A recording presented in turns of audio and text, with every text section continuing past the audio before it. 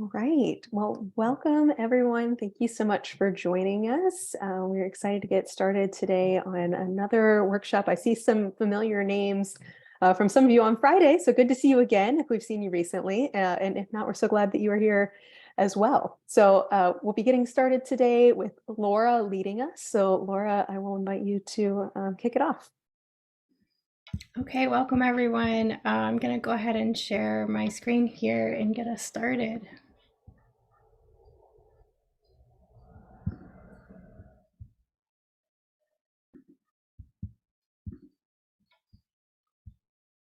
Okay, it's great to see everyone. So we're here for creative lessons and scaffolding in the trauma-informed classroom. And when Amy and I were putting these workshops together, I was really excited about this one. Really interested in just kind of thinking through some questions that have come up for me as an educator in the classroom and bringing these topics of creativity and also trauma sensitivity into how we're creating scaffolding to support our learners.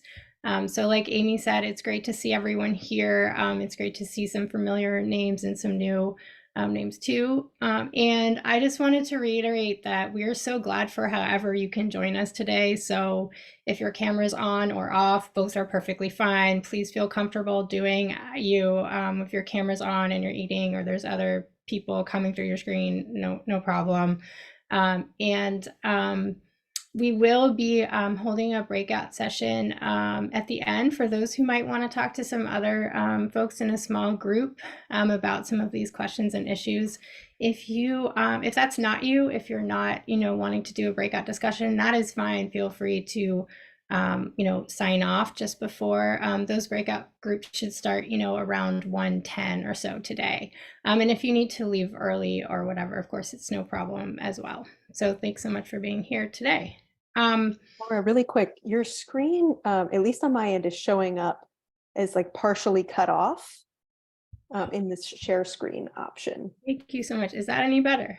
That's better. There we go. Thank you. Okay, great. One moment here to adjust this, and then let's see. Okay, how's that? Yes, Great. looking good. Yep. Okay, thanks. So today we're going to talk about, this is our agenda today, we're going to talk about creative scaffolding for adult learners and what that looks like. If the language of scaffolding is a little mysterious or technical, we'll be talking about what we mean by that and looking at a lot of examples. And then we'll get into talking a little bit about trauma-informed education, just the usefulness of this as an approach and some tools and approaches that we can kind of easily implement. And then we're going to talk a little bit about using the arts. So my own background is in community arts before I came to teaching in poetry and in performance. And I've been thinking a lot about some of the uses of creative expression in education. So we'll talk about that, and then there'll be time for a discussion. So to start with today, if you haven't yet, I just want to invite you to share your name, organization, and the population that you teach in the chat. And Amy will be keeping an eye on the chat today as we go. So if at any point you have questions or concerns, please feel free to share them. So while you guys are introducing yourselves, we thought we would also, my name is Laura Newman, and right now I teach at a state university in New Jersey. I teach creative writing, literature, and gender studies. I have a background before that of about 7 years teaching literacy in community college here in Philadelphia and also in Washington State. And before that, a background in community arts. Amy, do you want to go ahead and introduce yourself? Sure. Hi, everyone. I'm Amy Ballard.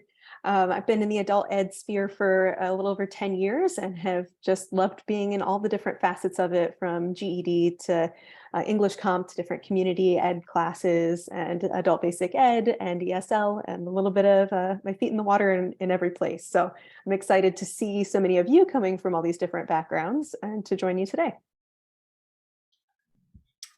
Thanks, Amy. So we like to start these workshops with a moment to just ground and come together and arrive. And want to invite you to do this practice in whatever way might work for you today. So I'm going to go ahead and ask Amy to lead us in a grounding activity. Sure, thanks. And something we like to emphasize if you are new to workshops with Laura and I is that with every one of these grounding activities, we hope that there's something from it that you can take into your own personal practice to help get you ready for being in a classroom space, and also to share with your learners as they're willing to participate in some things like this.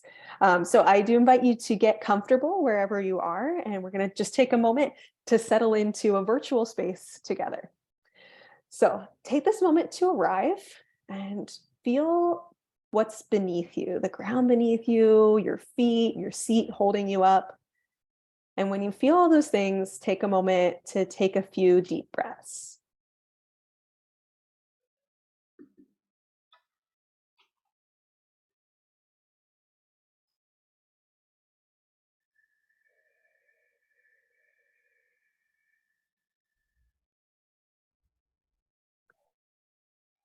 Now that you've arrived in your space with these deep breaths, I want you to call to your mind a moment of ease that you've experienced recently or in the past. And just notice whatever it is that you notice about this feeling of ease. Time recently when you felt that ease, bring it to mind and take a few deep breaths.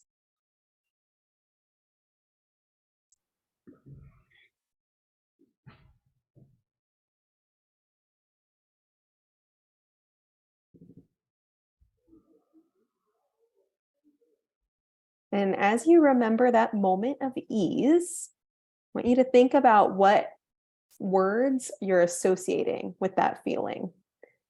Is there any kind of lightness that you feel? Is there an expansiveness? Is there a buoyancy to it? What comes to mind as you experience that moment?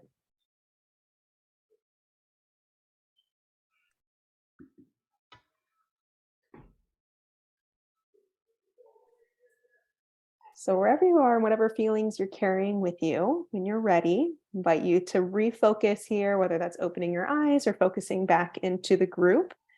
And if you like, you'd be willing to share. We'd love to hear some of the words that came to your mind as you experienced that ease. So if you're feeling willing to share some of those in the chat, we would welcome that as well, taking a look at what different people experienced there. Thank you very much. Thanks so much, Amy, and everyone. So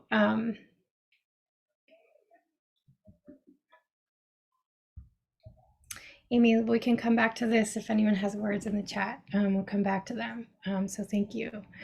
So yeah, I want to invite everyone just to share. This can be something you just reflect on for yourself if you like, or share in the chat with others. The first question is just like, when you're stressed, what helps you reset? So thinking today about how there can be these stressors in our teaching and what we do with our learners, for us, for our learners as well, and thinking about like, okay, what are the resources available, right, that allow us to all reset? So the first question is just personal for you, like when you're stressed, when you encounter a stressor, what helps you reset? It can be like as simple as like going to see the latest Marvel movie, or whatever it is, bike ride. And then the second question here is, I think we can maybe all too easily sometimes call to mind the things that might be challenging for our learners in our programs and classes and what we offer. And so I just want to invite you to take a moment and think about what it is that you offer your learners that is a moment of ease. And easefulness might mean like literally something that's easy to access, right? But it might mean a moment of like relaxation, a moment of taking in some rewards after something challenging. It could really be anything what you associate with ease that you offer for your learners. And if something occurs to you that you can share in the chat, I think it would be really wonderful to hear from you all. We have a lot of ideas coming in, Laura. I want to go back to the moment of ease from our grounding activity, and we got some feedback that it was some words that came to mind: breeze, open, bright, growth, and flower emoji, which I would say is also important there. Sometimes the emojis speak the language that we can't put into words. And serenity was another word that came up. And then some of these ideas and in the questions that you presented on the screen here, taking a walk to get fresh air. I rely on taking deep breaths and taking a walk to get fresh air again. Deep breathing and music, casting my cares on the Lord, music, breathing techniques, jazz, journal, getting ready for the day, listening to music, and body check meditations for my learners. Oh, cool. Those are really great. Those are really great. Thank you guys so much for sharing. So if more things occur to you that you want to add to the chat at any point, please feel free.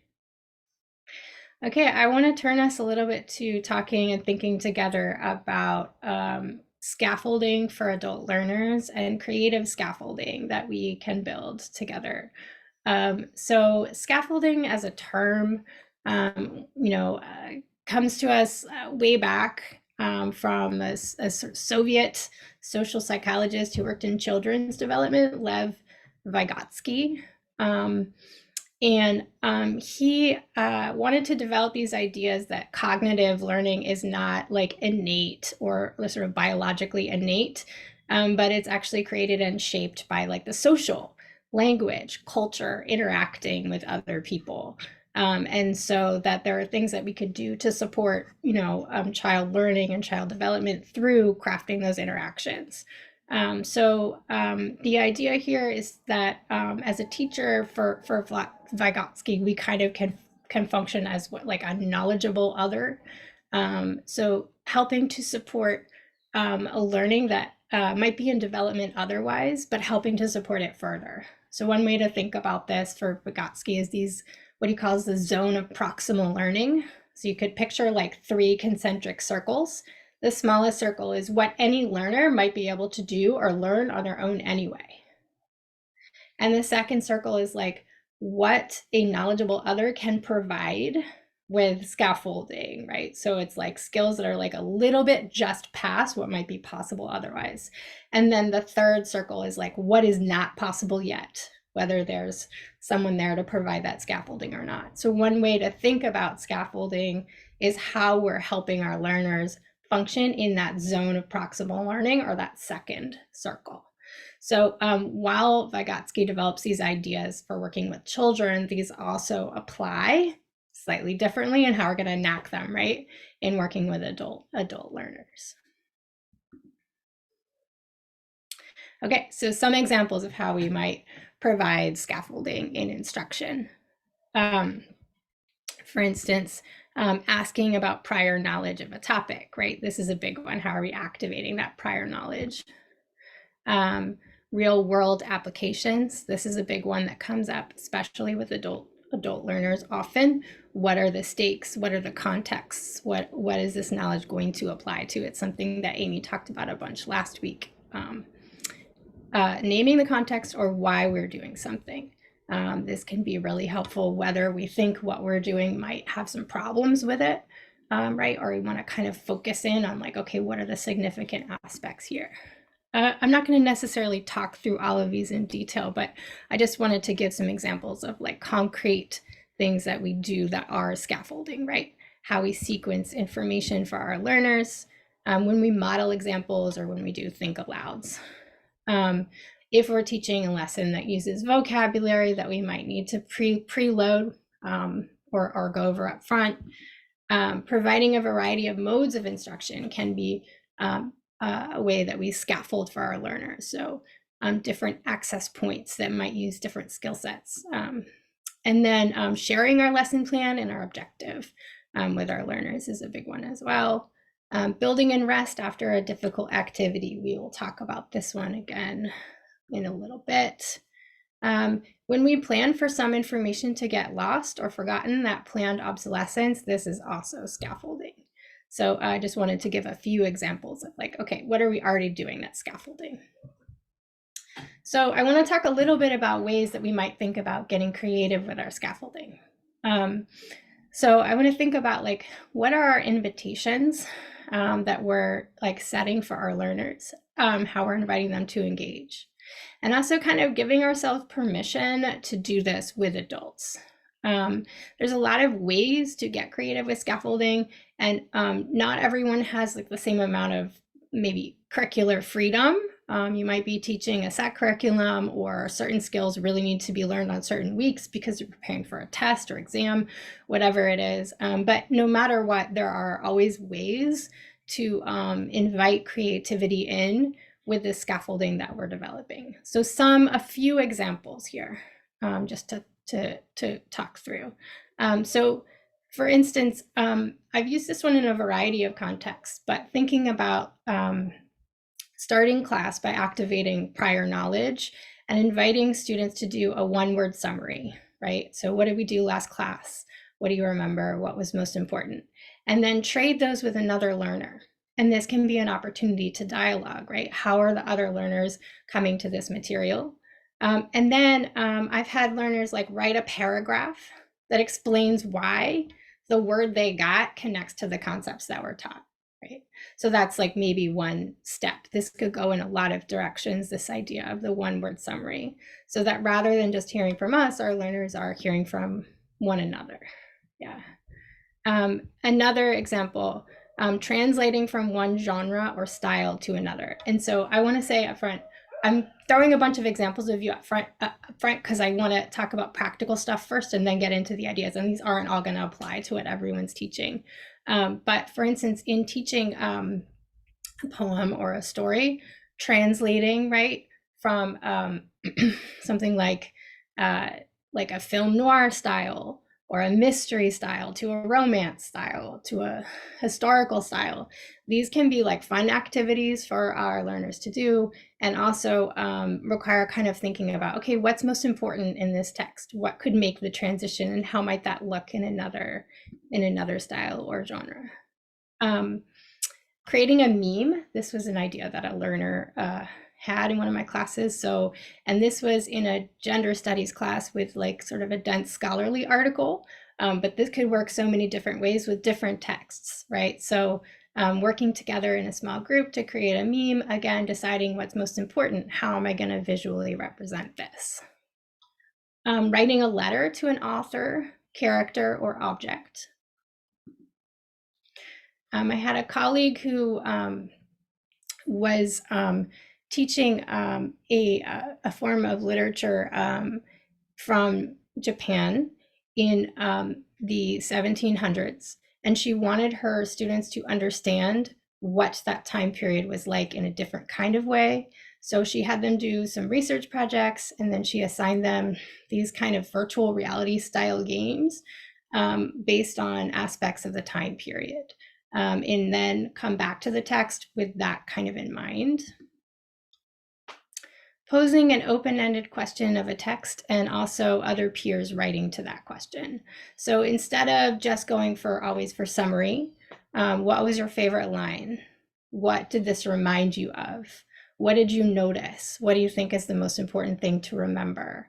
Why did the author choose to make the central metaphor a door?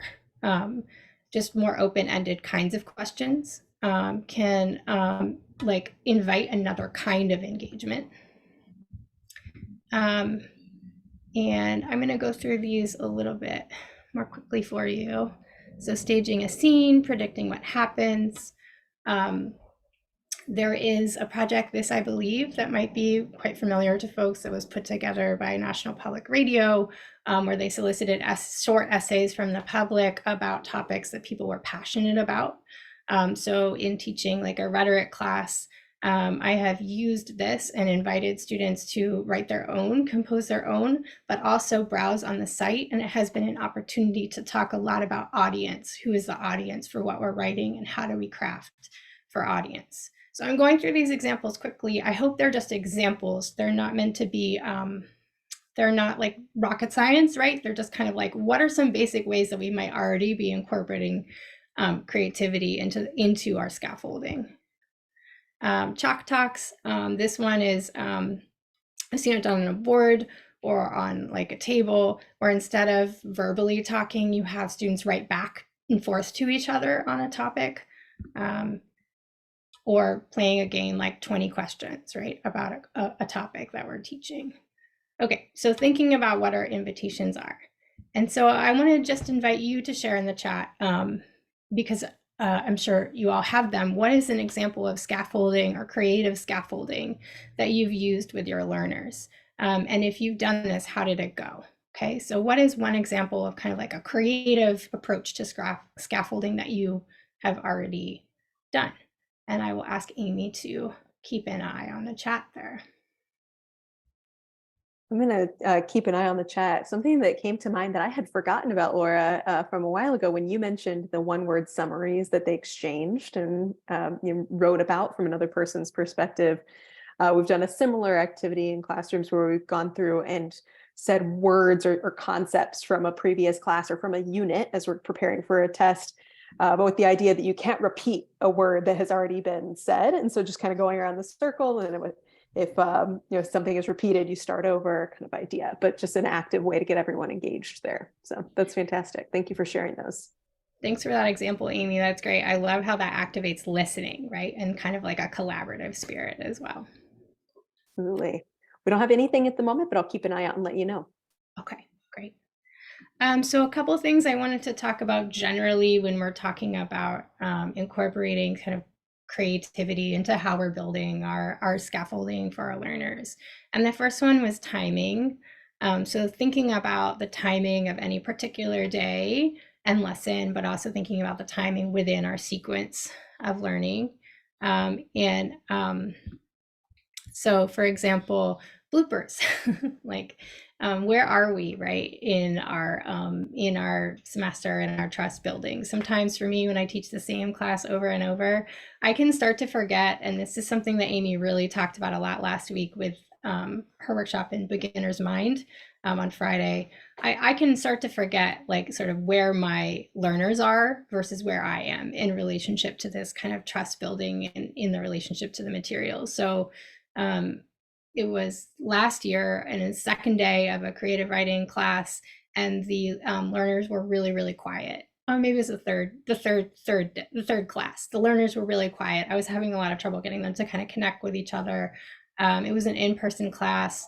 They were freshmen in college. They had been through a lot of Zoom high school classes. So we're kind of like working on scaffolding towards like interactions in class in person. And what does that look like? So I asked them to do a trust walk where they would blindfold each other, walk around, see what they noticed during the walk, and then trade, and then write about the experience later. And you could hear a pin drop when I gave the instructions. And, it was too early, right, to ask them to take that kind of risk with one another. The third class was too early for that. But I will say that, a few weeks later, they were talking a lot more. So maybe there was something about having gone through that experience even a little bit too early. Thinking about like, how are we building trust with our learners, asking them to build with one another when we're thinking about our timing is important. And I would call that like a personal blooper, I would say, for myself. Could I jump in quickly with just a couple ideas that came in with these? So I don't want to miss these for sure. We had a lot of great ones. Is exit tickets to check for understanding at the end as a way to review. Before reading a book, I would prompt the scholars to do a point and predict with the book covers, pointing something out that resonates with them and guessing how it would relate to the plot. And another person added that they've used blackout poetry. Oh, fantastic. Great. Those are great. And we're going to talk about blackout poetry later today. So great examples. Thank you guys. Great. So in terms of timing, another way I sometimes think about this, and we'll come back to this idea too, is thinking about rapids and eddies. Again, not rocket science, but if you have spent any time on a river, canoeing or otherwise, there's periods of rapids, and right after a rapid, there's what's called an eddy. So after the white water, there's a place where the water kind of flattens out and the current really slows down, and you can kind of actually get stuck in the eddies too, because they're a little circular and they point you away from the main direction of the current. But the idea is just how are we crafting sort of these moments of challenge and then moments of rest, right, for our learners, and helping support them through that process, right, which is also part of staying in that zone of proximal learning. And then triggers, right? So the importance of thinking about triggers. There's a scholar that we've talked about in these workshops before, Jose Antonio Bowen, who has a book called Teaching for Change, where he really advocates for the importance of relationship building with our learners, for education as being really about an opportunity to kind of change our minds. And he talks about triggers and how, you know, in a moment, if someone is triggered by material directly or otherwise, something that emerged in the classroom, maybe we don't know why, that isn't the moment to challenge someone. That there are plenty of moments where we can offer challenge, but the moment when we're triggered is not a moment when we're open to moving through a challenge. So thinking about how we're working with those when they come up for our learners and for ourselves, is part of what I want to talk about too. And then planning around trust building. So this is one that we'll come back to.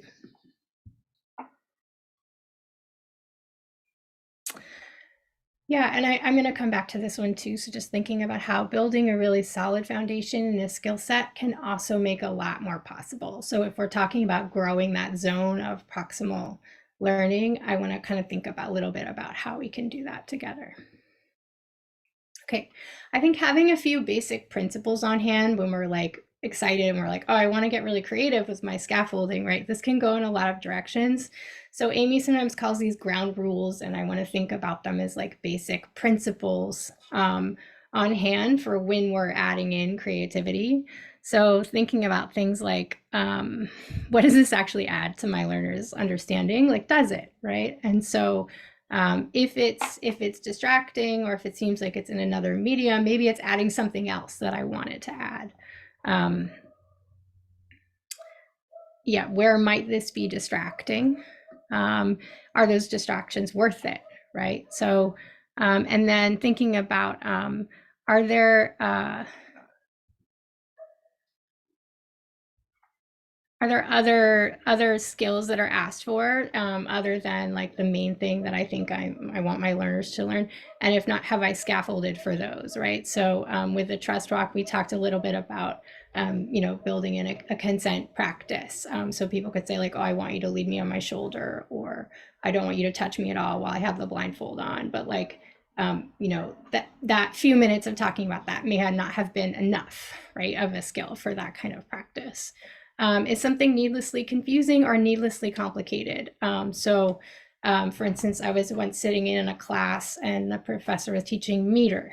And meter is in Romantic poetry, British Romantic poetry, it from 19th century on. It's a period, a system of accented and unaccented syllables, and the teacher had the students stand up and then get in order of how tall and short they were in a line, to demonstrate that, like with meter, not all accented syllables are accented the same way. Just like someone who's taller than another shorter person might be more taller or less taller. I just thought about that. I was like, oh, if I was like, was that a little complicated? I don't know. Was that really getting at meter? Or was there another way we could have done that? I mean, it was fun. So just thinking for ourselves, like, how do we have these principles at hand? And yeah, do I have a reason for what I'm doing? Am I offering a variety of modes, doors, or access points? For those students who might have been really uncomfortable with a trust walk, am I offering them other ways to interact, right, with other students that might feel a little bit more safe to them? And then, yeah, balancing setup time and effort with yield. So I think, you know, we can often think about, oh, this is going to take a lot for me. It's going to take a lot of time to set up a creative activity. And what I want to try to offer today is like, no, there's ways that we can incorporate creativity that don't necessarily take tons of planning time on our parts. Okay, and precision. Okay, so I want to share one example for my own teaching, even though this will apply to some of you maybe, and maybe not at all to others. So as a creative writing instructor, one of the main things that I offer in an intro creative writing class is to teach what's called significant concrete detail in writing. And it might be a new term, but I think the idea is probably familiar to us. So the idea is that writing concrete detail is those aspects of a piece of writing that conjure a reader's sense of senses. So our sense of smell, our sense of taste, our visual senses, our sense of touch, our sense of hearing. So any details in a piece of writing that use the senses to describe what's going on. That is concrete detail. And for young writers, this can be a really difficult skill to get these senses into our writing. Significant concrete detail is the thing that makes writing vivid, engaging. It's used in all styles and genres of writing. So I just wanted to share a sequence in terms of how we're teaching this as an example of scaffolding. And I hope not just one example. First we work with, okay, what's the definition? What is significant concrete detail? Okay. And then we do an in-class prompt, in-class writing. So use significant concrete detail to write something about your childhood. Then we have students pair off and look at a packet that has snippets of writing in it from very different styles, time periods, that all use significant concrete detail. And then we have them read a handout, which actually goes into more depth about what is concrete detail, how can it be used to create meaning or significance in different pieces of writing. It's a little bit more technical of a handout they read for homework. Then they have an assignment that's a little longer. They have a few weeks to do it, to write about a place of significance to them using concrete detail. So putting kind of a reason and some context around the skill. They share the piece with each other. We also discuss like a published essay, in more depth. They share work with each other all semester, and all semester, every time someone shares work, everyone has to write them a letter of feedback. And in that letter, they have to talk about how did this author use significant concrete detail. So everyone gets really familiar with, because they write 18 letters, over the course of a semester. So at the midterm, I asked them to analyze significant concrete detail in a book of poems.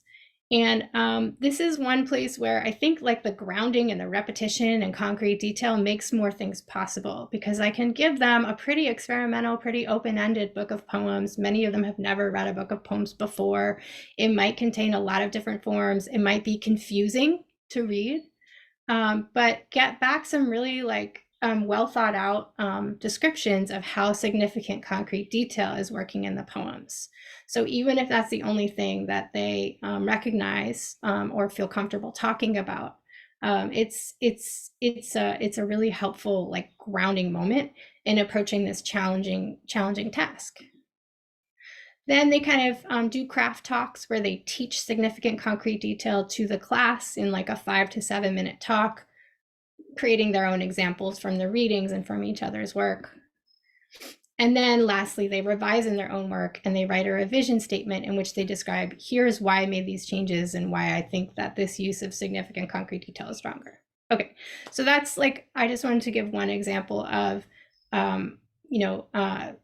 scaffolding around significant concrete detail, because I think it could just be helpful to have something concrete. I know we're all working with really different materials in our classes here, just to think about the different kinds of approaches that we use when we're teaching.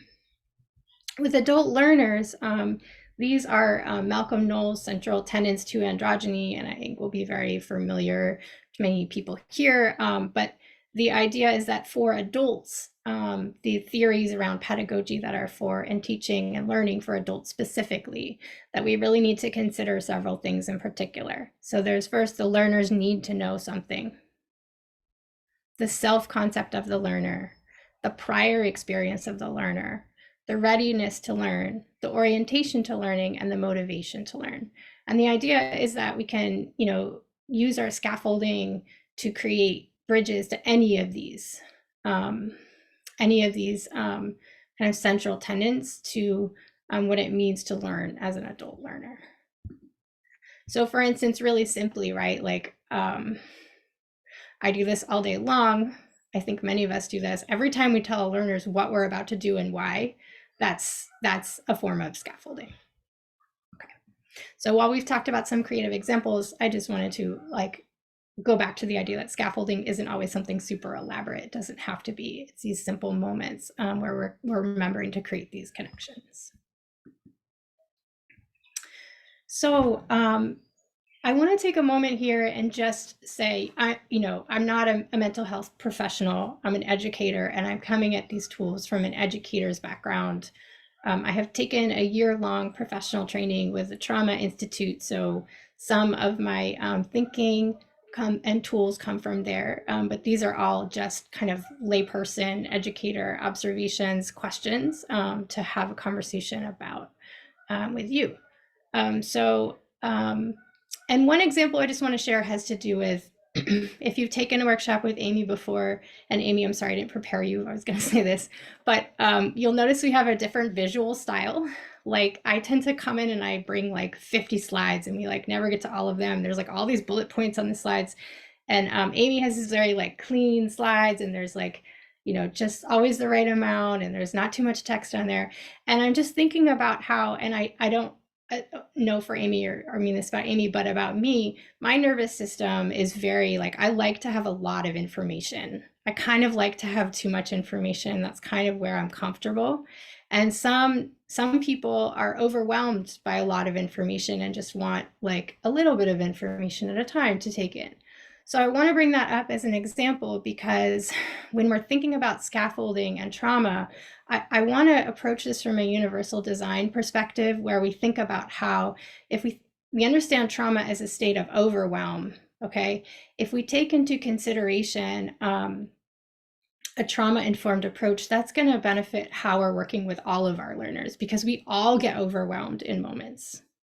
So even a little bit of attention to things like, when I'm presenting information, how much information am I presenting at once? Who is that working for or maybe not working for? And how can I work with that, right? Like even a little bit of attention there is something that can benefit all of our learners from a trauma-informed approach. So the first assumption I'm kind of working with, and this is comes to me from Dr. Peter Levine's work in Waking the Tiger and in the Trauma Institute, is the idea that trauma is a fact of life. Trauma is something that just happens to all of us, and it's not an event or one event. An event can affect many people differently. It's basically a state where our nervous system gets overwhelmed and kicks into fight, flight, or freeze mode from being overwhelmed. And so when we're thinking about a trauma-informed approach, we're not thinking about like one event or another event. We're talking about how to work with nervous systems of our learners.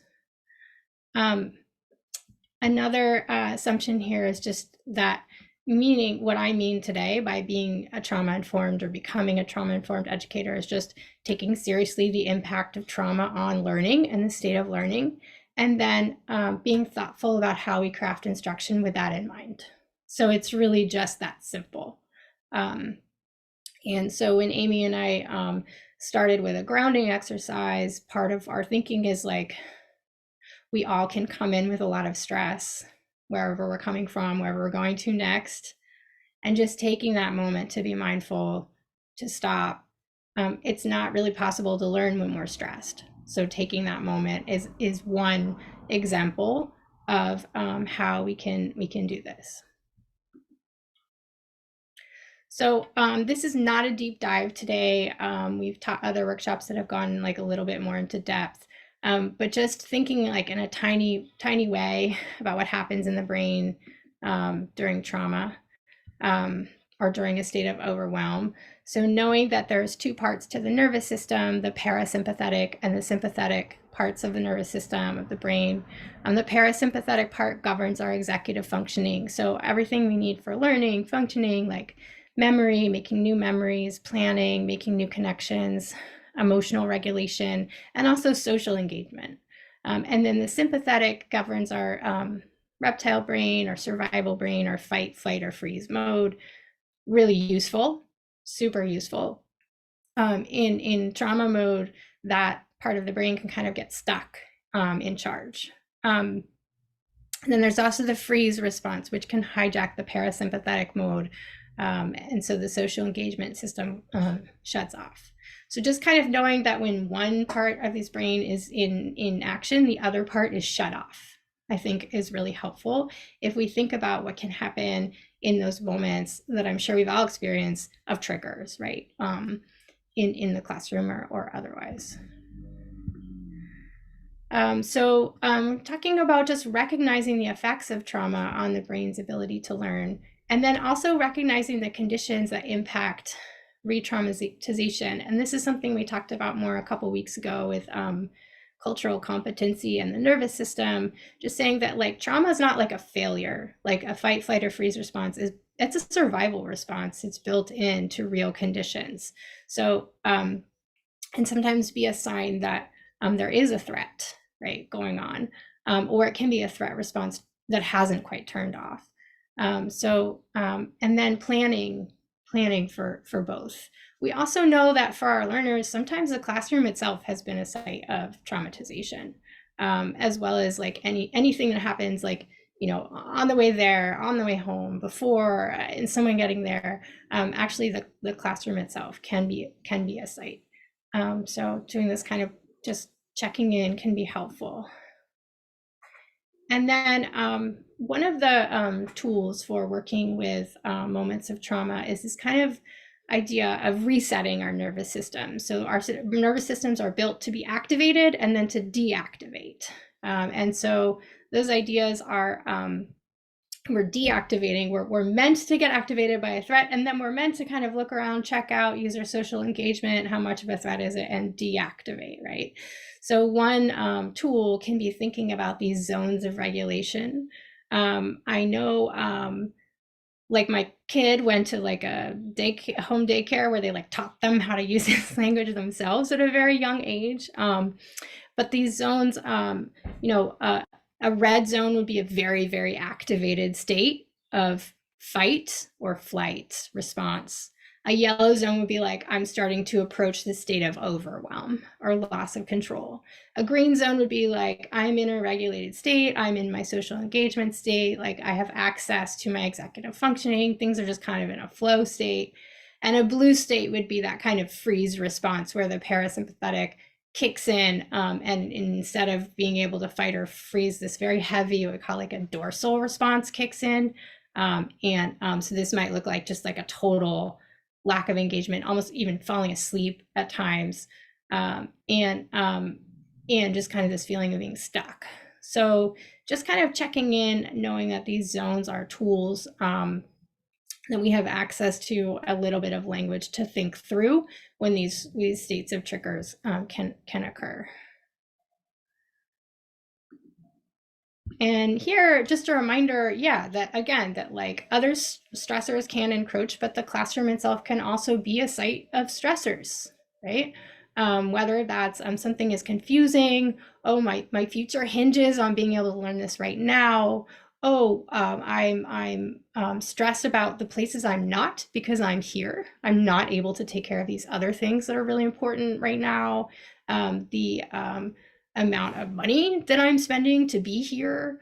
I mean, there's so many different kinds of stressors that can come in just in the classroom itself. And one tool that we have, or a form of resourcing, is co-regulation. And this is also something Amy and I have talked about before, so if this is review, sorry about that. But co-regulation is a natural kind of ability that we all have to regulate our emotions and behaviors in a group. And it has to do with this social emotional functioning kind of kicking in. Co-regulation is physiological. And one thing about it is it just happens. If you notice it happening and you can give a little bit of support to it, that's great. But it's not something that we have to force. This is like a natural a natural nervous system tendency. So, the feelings and behavior in close proximity to us directly impact how we feel and respond to our own emotions. And this is why it's so, so important that in those moments where triggers might happen or come up for our learners, we tend to ourselves first. Like we just take a moment of checking in with our own regulation before responding. It's also why, and this is also something Amy's talked about a lot, like building in those moments of kind of I'm tending to regulation for myself, whatever that looks like. I'm making sure that I drink water. I'm noticing my feet on the ground before I start teaching. I'm checking in with a buddy about how my teaching is going. I have a plan for what to do if I get triggered, right? So that when we're holding space for a group, our own regulation is a resource for our learners. Okay, so I'm going to move us through a little bit quickly here in the style of having brought more information than we'll get to, and thinking about, again, this is the concept that we're kind of coming back to. So when we're thinking about, okay, how do we apply this to our scaffolding, it's like a little at a time, a little bit here, a little bit there, right? So things like checking in with our own self-regulation, thinking about taking seriously the role of regulation in learning, naming and noticing zones of regulation, again, taking into account those moments of challenge and moments of rest, and resourcing, that all of this can be part of the scaffolding that we're building.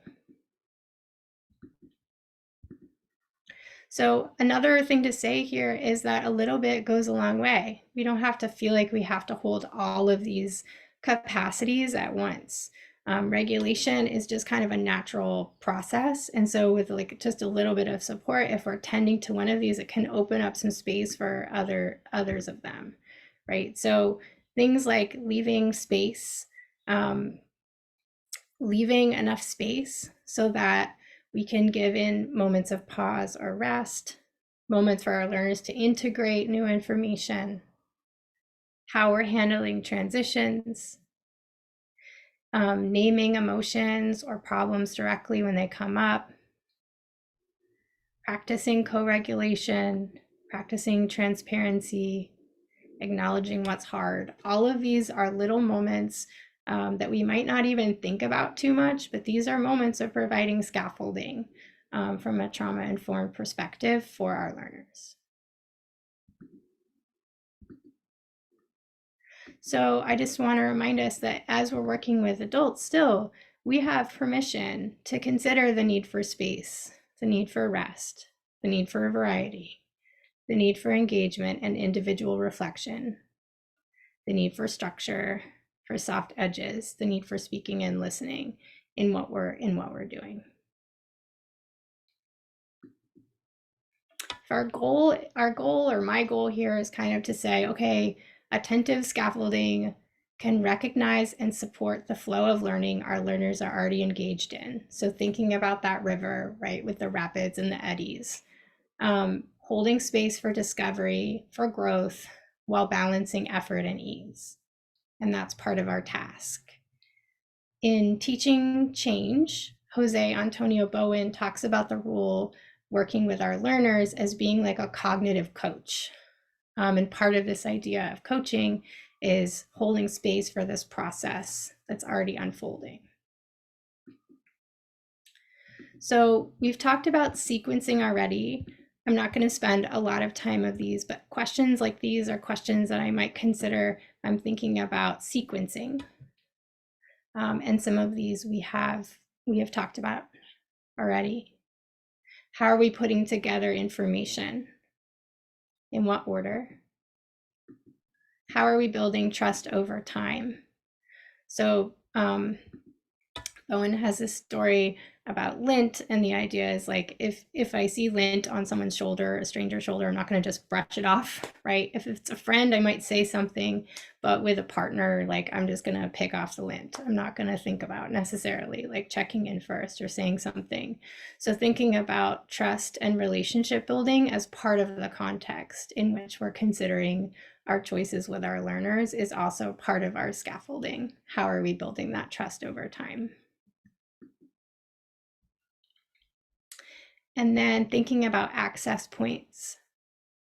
Repetition can be really helpful for thinking about that planned obsolescence, especially repeating in a different mode. So here's significant concrete detail that you can write about creatively, and here's reading about it, and here's talking about it with a friend, and here's giving some feedback. So just some different modes in which to approach the same concept, for instance. And then our transparency. Here's when we're going to take a break. Here's a problem with this activity, but here's why it's important to do it anyway.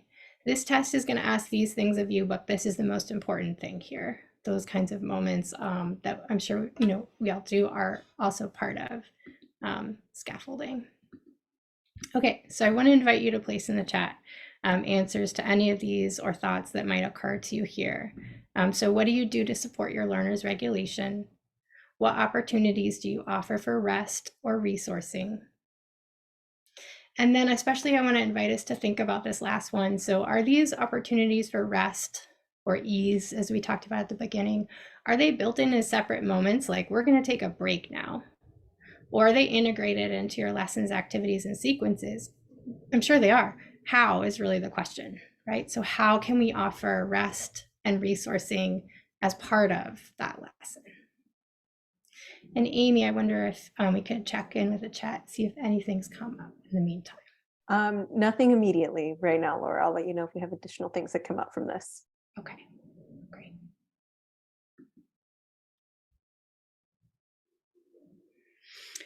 Okay, so please feel free to throw these in because again, it's really amazing to have so many people here today, and I think it would be great for you all to get to hear from each other what you're doing. I just want to talk briefly for a few minutes about the arts. And coming from an arts background, this question like hurts. Like, why use the arts? Do we need to have a reason, right? But I did just kind of want to invite a couple of threads together because I think these conversations don't always come together. Like, why creativity in a trauma-informed context? What are we offering here? So from a nervous system perspective, creative activity engages a lot of executive functioning, a lot of working memory, a lot of negotiating, collaborations, a lot of social engagement. And we think again about kind of gently coaxing nervous system when it's ready out of that like kind of fight, flight, freeze mode, right? When we're using our social engagement, like we can only use kind of one or the other mode. So I've also heard this stated, and there's been a lot of kind of research in the past 15 years about the arts as kind of like from a trauma-informed perspective, that when we're engaged in an art activity, it gives us a chance to, if someone has, is experiencing trauma, it gives someone a chance to kind of like re-experience that from a distance and be able to find some kind of moments of positive sensation or pleasure in engaging with other folks around whatever that is. So I want to say, like, in my classes, I noticed that a lot of the times learners can be really brave with each other around getting into really difficult and triggering material when we're reading like poems and stories about it, and we're talking about how they're made and why the author made the choices that they did. And this is kind of specific to the kind of teaching that I'm doing right now, but I really was curious about like, okay, why? What is it about talking about the form of this poem, how it ends, how it starts, like how it's made, that lets us also kind of approach this really maybe difficult material and talk about it with enough distance that like people are able to hear each other and listen and disagree and kind of hang with it. So that's something I'm really kind of curious about still. Okay. And then I wanted to give a couple examples, and this is one that I don't use that I found. I haven't taught ELL specifically. I have taught in literacy classrooms with learners who come in speaking many different languages, but also have spoken already, English to be in a literacy program. So I haven't used this one myself. I found it in doing some research for today. I thought it was really pretty interesting. I put a link here in the slides because I'm not going to go into too much depth here, but the issue is like how to do scaffolding. This author is approaching this issue of how to create scaffolding in an ELL classroom with students who are at really different levels, and how to provide differentiated instruction, and found that working with poems was one way to do that. And talked about using this activity of presenting a variety of different poems, giving people a variety of different access points and asking questions like, what's your favorite line, or and why, or can you ask a question of the author and then have the students go around and answer one another's questions, and providing a variety of different poems to work with. So I wanted to include this one here just in case it's of interest. This came up already in the chat, and I would be so curious to hear those of you who have used this one. But erasure poetry, sometimes called blackout poetry. This is one that I have used in a variety of different kinds of classes. And in erasure poetry, a poet will start with a source text that's just, in paragraph form, and then will erase or get rid of certain words. And there's often and always a relationship between the poem and the source text. So I've seen a poet, Jen Bervin, has done a series of erasures on William Shakespeare's sonnets. There's a poet, Nina Polari, who has taken the US application for citizenship and done an erasure on that. There's a poet, Layli Long Soldier, who took an apology that was issued by the US government under Barack Obama in 2014, an apology to all independent Indian nations for reneging on the terms of its treaties. Long Soldier took the text of that apology and turned it into a book of poems using erasure. So there's so many different examples of erasure, but thinking about how that can be a way of approaching things like rhetoric, audience, text-to-world connections, group process, and inviting students to read erasures, think through those connections, and then create their own and kind of talk about their own choices on the page.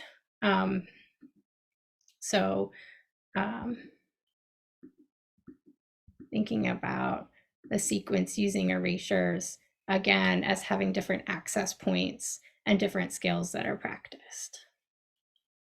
Okay, we're getting towards the end here, and I wanted to finish with just sharing personally a few creative principles that have informed, I think informed my teaching as an instructor, that I've drawn from my own background in the arts, kind of more generally. These are very personal to me, and I wouldn't ever suggest anyone to take mine, but I just kind of wanted to use an example of more generally, how might the arts or creative process inform the practice of teaching and scaffolding? So I just wanted to go through a few. Okay, so some general kind of principles here. Presuming engagement and trying to find out what matters to each learner. This is a big one in creative process, and I think is an ideal that I hold up as an ideal in teaching. Knowing and remembering that engagement can look like a lot of different things, which I think can be really hard to always call to mind as an instructor. And finding ways to value and use things that as an instructor I might fear, like silence, doubt, ambivalence. Oh, I apologize, the SALT covered this up. Contradiction is that last word there.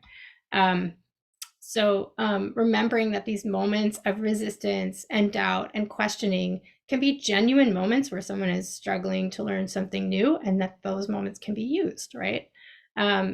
Assuming that it's brave to show up. Starting from the assumption that we're going to go somewhere new and everyone is responsible. And then trying to remember that questions are an opportunity for relationship, not just for information. So these are just kind of some general, principles that I've tried to take from And then also, yeah, sometimes the insights come later, and that's okay. So thinking about values like inquiry and how much inquiry is at the heart of creative process. We're asking questions we don't know the answer yet, and how that can inform what we're doing together. Thinking about the role of collaboration in teaching in a classroom experience, and how much those peer-to-peer interactions really offer and build. And thinking about the role of intrinsic motivation. So if we think of extrinsically motivating factors like the rewards that we might get for doing something, and intrinsic motivation is just like, we do something for the pure enjoyment of it. Where can we tap into those intrinsically motivating factors for our learners? And then finally, just like this tacking and weaving process of trying to go back and forth between finding out what matters to our learners, connecting back to our learning objectives or what we're offering, and taking that seriously as scaffolding. So those are just a few. I moved through quickly, but I know that Charles or someone from the Office of Family and Adult Education will be sending out the slides today. So you can feel free to go back and take a look, move through something quickly. I want to leave us just with this thought from Bowen's book about the importance of relationship in all of this. So remember learning to ride a bike. You're willing to try something scary because you knew someone was holding on to you. In the classroom, we want to anticipate when content will be hard for students and articulate this difficulty and what we'll do to help. So thank you guys so much. That's what I have for you today. And I imagine these are all topics. There's a lot to say and ask and share about. So in a minute, Amy's going to make some breakout groups for us. And I have some questions here. These are really loose suggestions, but please, if you do want to stay for the discussion, please take the opportunity to talk about whatever you want, like something didn't sit right with you, or you have concerns or questions. This time is just for you, and we will. I just do want to invite that anyone who's kind of just here to listen in and maybe doesn't want to participate in the discussion, in a moment, feel free to step out just so that we don't end up putting you in a group or making a group where like people aren't there to share or whatever. So please stay if you want to participate in a breakout group. If not, thank you so much for being here today. And I think that Charles will be sending out a brief survey as well. Your feedback is very much appreciated. So yeah, Amy, I want to turn it over to you to make the groups.